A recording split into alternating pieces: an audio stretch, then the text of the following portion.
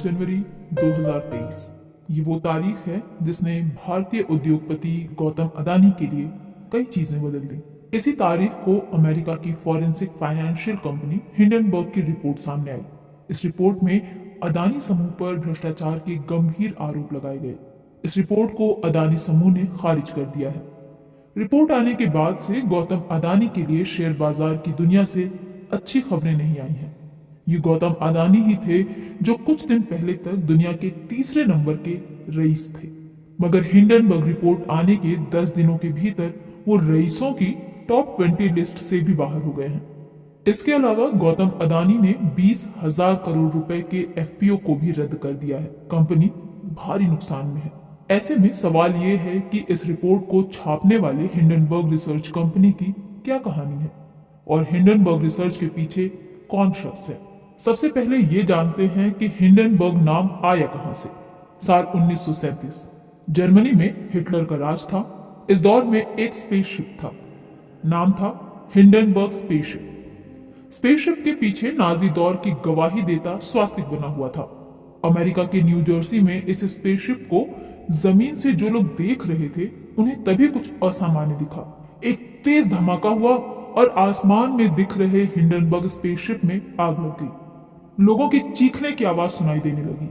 Spaceship जमीन पर गिर गया। 30 सेकंड से कम वक्त में सब तबाह हो चुका था। वहां मौजूद लोगों को बचाने के लिए कुछ लोग आगे बढ़े। कुछ लोगों को बचाया जा सका और कुछ को बचाने के लिए काफी देर हो चुकी थी। जलते स्पेसशिप के धुएं ने आसमान को काला कर दिया था। अब जो बचा था वो स्पेसशिप के अवशेष मात्र थे। इस स्पेसशिप में 16 हाइड्रोजन गैस के गुब्बारे थे। स्पेसशिप में करीब 100 लोगों को जबरन बैठा दिया गया था और हादसे में 35 लोगों की जान चली गई थी। माना जाता है कि हाइड्रोजन के गुब्बारों में पहले भी हादसे हुए थे। ऐसे में सबक लेते हुए इस हादसे से बचा जा सकता था। हादसों से मिले सबक शेयर बाजार के लिए गौतम अदानी पर रिपोर्ट लाने वाली रिसर्च कंपनी का नाम हिंडनबर्ग भी इसी हादसे से जोड़कर रखा गया है। कंपनी कहती है कि हिंडनबर्ग हादसे की तर्ज पर ही हम शेयर बाजार में हो रहे गोलमाल और गड़बड़ियों पर निगरानी रखते हैं। उनकी पोल खोलना और सच्चाई सामने लाना हमारा मकसद है। जैसे हिंडनबर्ग हादसे में लोगों को नुकसान हुआ, वैसे ही हिंडनबर्ग कंपनी कहती है कि वो लोगों को शेयर बाजार में ऐसे वित्तीय हादसों से बचाने या खतरे में पड़ने से बचाने का काम करती है। कंपनी कैसे किसी रिपोर्ट को तैयार करती है? कंपनी की वेबसाइट में इसकी जानकारी है। कंपनी बताती है कि वो जिस आधार पर रिपोर्ट बनाती है वो काफी मुश्किल होती है। इसके तरीके कंपनी कुछ यूं बताती है। पहला तो निवेश के फैसले देने के लिए विश्लेषण को आधार बनाते हैं, दूसरा इन्वेस्टिगेटिव रिसर्च करते हैं और तीसरा सूत्रों से मिली गुप्त जानकारियों पर रिसर्च की जाती है। हिंडनबर्ग अपने बारे में बताती है कि उसके पास निवेशकों को लेकर दशकों का अनुभव है।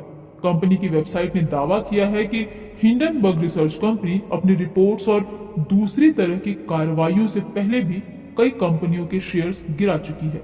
अदानी से पहले हिंडनबर्ग का नाम जिस बड़ी कंपनी के साथ जुड़ा था वो थी ट्रक कंपनी निकोला। ये मामला जब अदालत तक पहुंचा था तब निकोला कंपनी के फाउंडर को दोषी पाया गया था।